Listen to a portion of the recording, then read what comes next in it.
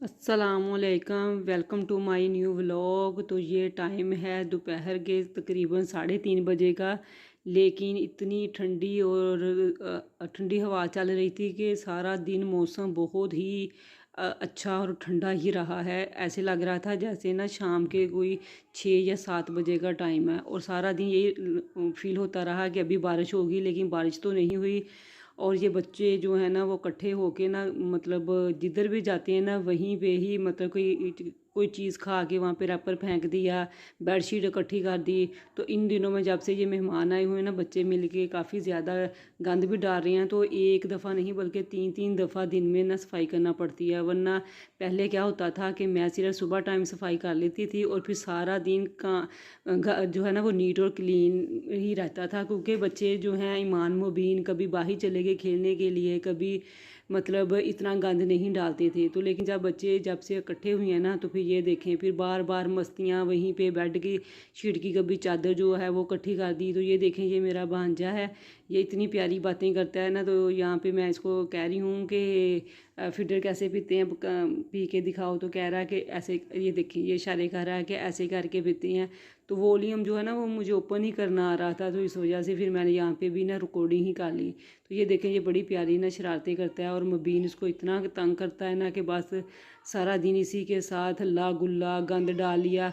और शाम के बाद ये ना शाम के तकरीबन 4 बजे का टाइम था। फिर मैंने बच्चों को कहा कि मैं कपड़े आपके प्रेस कर दूँ सबके, और आप बारी बारी जाके ना तो नहा लें। तो बच्चे बारी बारी जाके नहाए, और फिर मैंने इनके कपड़े प्रेस किए।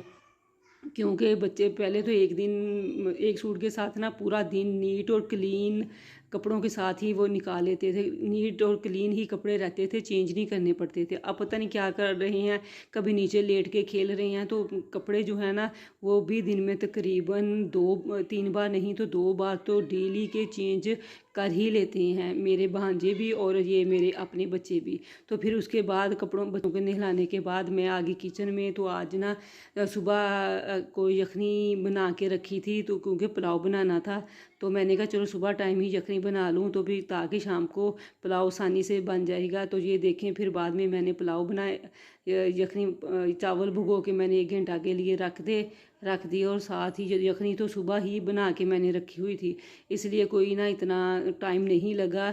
जस्ट मैंने प्याज को फ्राई किया और वो यखनी डाल के और चावल जो हैं वो रेडी हो गए, क्योंकि यखनी तो सुबह ही तैयार कर ली थी मैंने। तो ये देखें, यहाँ पे इतनी अच्छी और अकेला अकेला चावल बना कि मेरी सिस्टर ने भी कहा कि इससे पहले जो बनाए थे ना वो नहीं इतने अच्छे बने थे, ये ज़्यादा अच्छे बने हैं। तो चावल डिनर करने के बाद फिर ये बर्तन वगैरह जो हैं वो समेटने के लिए मैं किचन में आ गई। इससे पहले चाय भी पी, और फिर थोड़ी देर अपनी सिस्टर के साथ बातें भी की। फ़ौरन तो नहीं किचन में आई। तो फिर ये ईमान ने यहाँ पे बर्तन ला के सारे इकट्ठे कर दिए थे, तो फिर मैंने सारे बर्तन धोए। तो ये तकरीबन 8:30 बजे का टाइम हो गया था। तो इसी दौरान मैंने दही भी जमा दिया, और क्योंकि 9 बजे लाइट चली जाती है ना, तो ये बर्तन वगैरह सारे धोए जो खाना बनाने के दौरान इस्तेमाल हुए थे, और खाना खाने के बाद जो भी इस्तेमाल हुए थे ना, और बाकी भी बोल वगैरह सालन निकाल के रखना। तो रात को भी ना काफ़ी बर्तन हो जाती हैं, क्योंकि सालन निकाल के रखा, फिर चावल निकाल के रखे, तो खाना पीना वो ये सारे बर्तन ना काफ़ी ज़्यादा हो जाते हैं शाम को भी।